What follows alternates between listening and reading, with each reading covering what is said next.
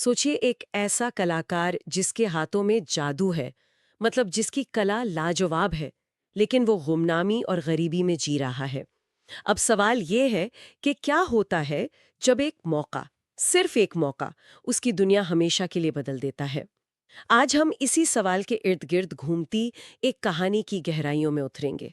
हमारे पास the ascent of the Kerala potter नाम के एक लेख के कुछ अंश है जो केरल के एक कुम्हार जय के सफर को बयां करते हैं। और हमारा मकसद सिर्फ इस कहानी को सुनाना नहीं है, बल्कि इसके जरिए ये समझना है कि हुनर, अवसर और मेहनत का जो समीकरण है वो असल में काम कैसे करता है। बिल्कुल। और ये समीकरण उतना सीधा भी नहीं है जितना लगता है। हम ये भी देखेंगे कि कैसे एक इंसान की सफलता, मतलब एक व्यक्ति की सफलता, पूरे समुदाय की तकदीर बदल सकती है। ये सिर्फ एक कलाकार के ऊपर उठने की कहानी नहीं है। इसमें कला का संरक्षण, बाजार की जो हकीकत है और सामाजिक जिम्मेदारी जैसे गहरे पहलू भी छिपे हुए हैं। चलिए तो शुरू करते हैं। कहानी हमें ले जाती है केरल के एक खूबसूरत शांत गांव में।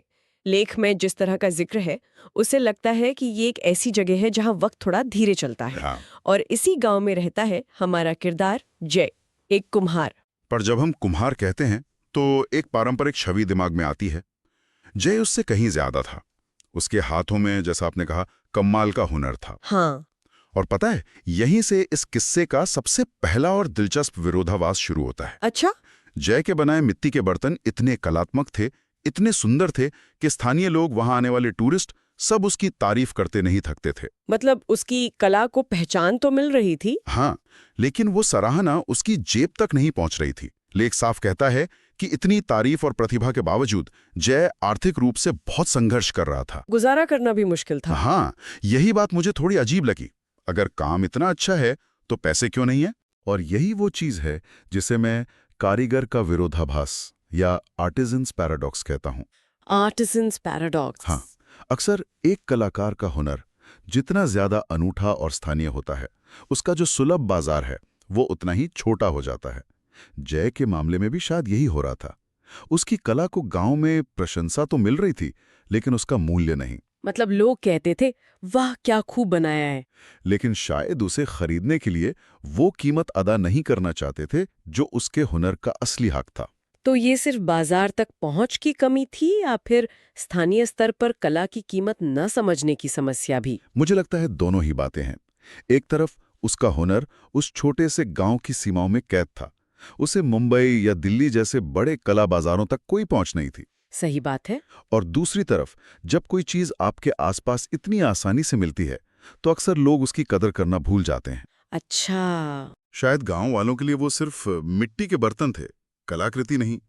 इस धारणा को बदलने के लिए एक बाहरी नजर की जरूरत थी। और फिर कहानी में एक ट्विस्ट आता है, एक मोड़। हाँ, एंट्री होती है अंजलि की। अंजलि, जो लेख के मुताबिक एक जानी मानी कलाकार थी। और यहाँ एक सवाल उठता है जो आपने पहले पूछा था कि वो उस गांव में क्या कर रही थी। हाँ, अंजलि जैसी बड़ी कलाकार उस अनजान से गांव में क्या कर रही थी?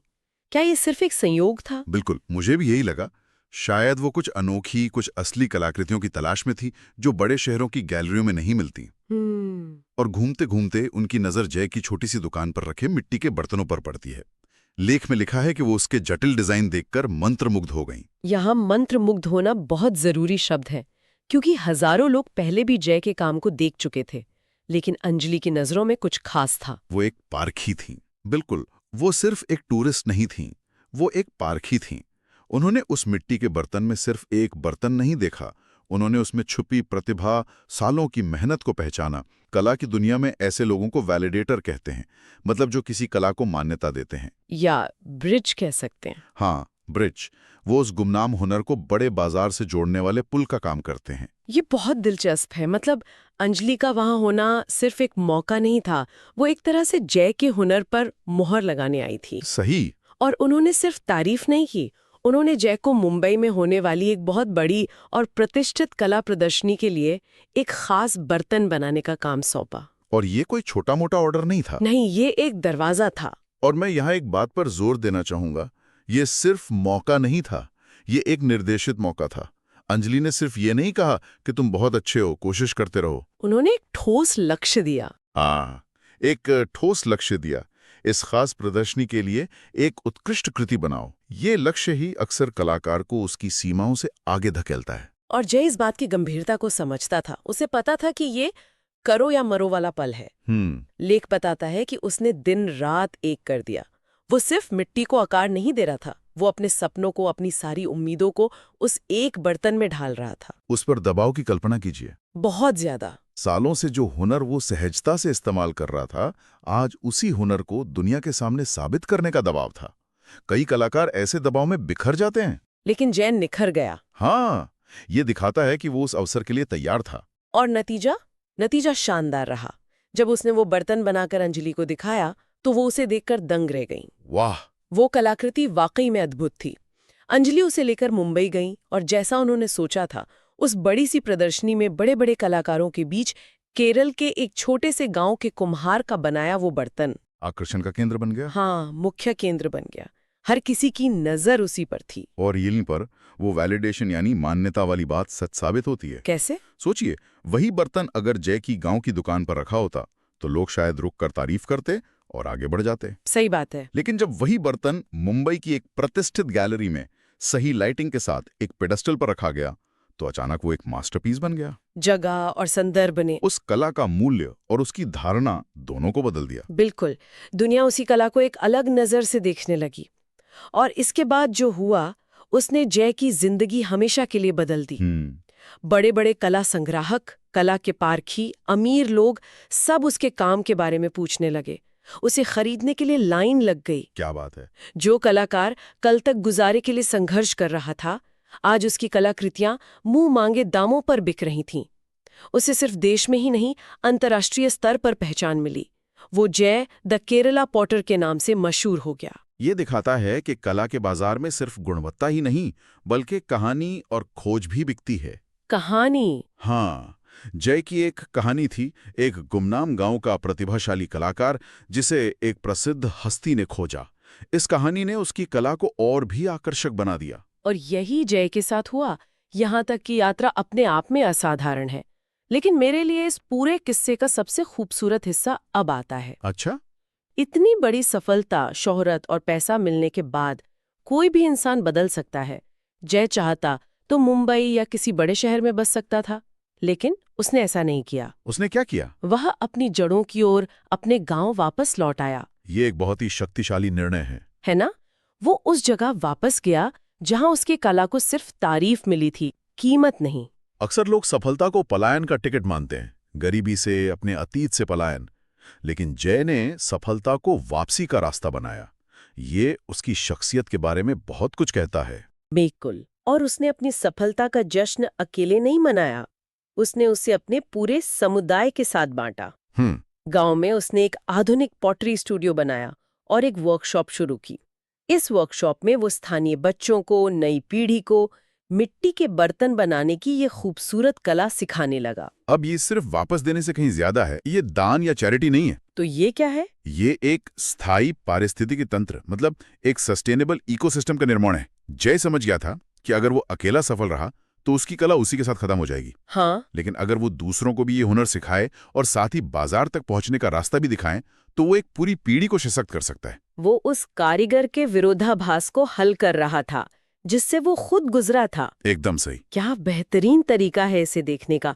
वो सिर्फ कला नहीं सिखा रहा था, वो उन्हें वो रास्ता दिखा रहा था जो उसे अंजलि ने दिखाया था। वो अपने समुदाय का वैलिडेटर और ब्रिज बन गया। और सबसे बड़ी बात लेख में ये जिक्र है कि उसने कभी भी अपनी सफलता का सारा श्रेय खुद नहीं लिया। वो हमेशा कहता कि ये सब अंजलि की वजह से मुमकिन हुआ। और कहानी का ये हिस्सा इस पूरी यात्रा को सिर्फ एक व्यक्तिगत सफलता की गाथा से उठाकर एक सामाजिक मिशन के स्तर पर ले जाता है। जय का किरदार ये दिखाता है कि सच्ची सफलता तब है जब आप दूसरों को भी ऊपर उठने में मदद करते हैं। उसने अपनी कला को न केवल आय का स्रोत बनाया, बल्कि अपनी सांस्कृतिक विरासत को अगली पीढ़ी तक पहुंचाने का एक मजबूत माध्यम भी बनाया। ये कला के संरक्षण का एक जीता जागता उदाहरण है। हाँ, जो किसी म्यूजियम में नहीं बल्कि एक जीते जागते समुदाय में हो रहा है। तो इस पूरी चर्चा के बाद अगर हम मुख्य बातों को समेटें तो क्या निकल कर आता है? मेरे लिए अब ये सिर्फ हुनर और अवसर की कहानी नहीं है। तो क्या है? ये धारणा, मान्यता और जिम्मेदारी की कहानी है। ये दिखाती है कि कैसे एक बाहरी नज़र किसी चीज़ का मूल्य बदल सकती है और कैसे सफलता का सही मतलब उसे दूसरों के साथ बांटने में है। आपने जो बातें कहीं वो एकदम सटीक हैं, लेकिन मैं इसमें एक चौथा आयाम जोड़ना चाहूंगा जो इस किस्से को और भी गहरा बनाता है। बताइए। वो है विरासत का। जय ने न केवल अपनी आर्थिक स्थिति सुधारी, बल्कि उसने ये भी सुनिश्चित किया कि कुम्हारी की ये कला उसके गांव में और भी मजबूती से जिंदा रहे। वो एक कलाकार से एक शिक्षक और संरक्षक बन गया। सही कहा। जय की यात्रा हमें दिखाती है कि कैसे एक व्यक्ति की कला पूरे समुदाय के लिए प्रेरणा और प्रगति का जरिया बन सकती है। ये सिर्फ एक कुम्हार के ऊपर उठने का किस्सा नहीं है। यह एक कला के पुनर्जीवित होने और एक समुदाय के सशक्त होने का भी किस्सा है। बिल्कुल। और अंत में ये पूरा घटनाक्रम एक बहुत ही दिलचस्प और पुराने सवाल पर हमें वापस ले आता है। कौन सा सवाल? जय की सफलता में भाग्य का कितना हाथ था और उसकी तैयारी का कितना? क्या ये सिर्फ किस्मत थी कि अंजलि उस दिन उस समय उस गांव में पहुंच गई, या फिर ये जय की सालों की वो मेहनत थी, वो लगन थी, अपने हुनर को बिना किसी उम्मीद के निखारते रहने की वो जिद थी जिसने उसे उस एक मौके के लिए तैयार रखा था? ये एक मुश्किल सवाल है। शायद दोनों का संगम था। हाँ, लेकिन सोचने वाली बात यह है, अगर अंजलि वहां पहुंच जाती और जय तैयार ना होता, अगर उसने अपने हुनर पे काम करना छोड़ दिया होता, तो क्या ये मौका किसी काम का होता? शायद नहीं। अवसर अक्सर उन्हीं दरवाजों पर दस्तक देता है जो उसे खोलने के लिए तैयार बैठे होते हैं। तो जय की सालों की गुमनाम मेहनत ही वो तैयारी थी। हाँ, वही तैयारी थी जिसने भाग्य को एक सार्थक परिणाम में बदल दिया। यह हमें सोचने पर मजबूर करता है कि हम अपने जीवन में उस एक मौके के लिए कितनी तैयारी कर रहे हैं।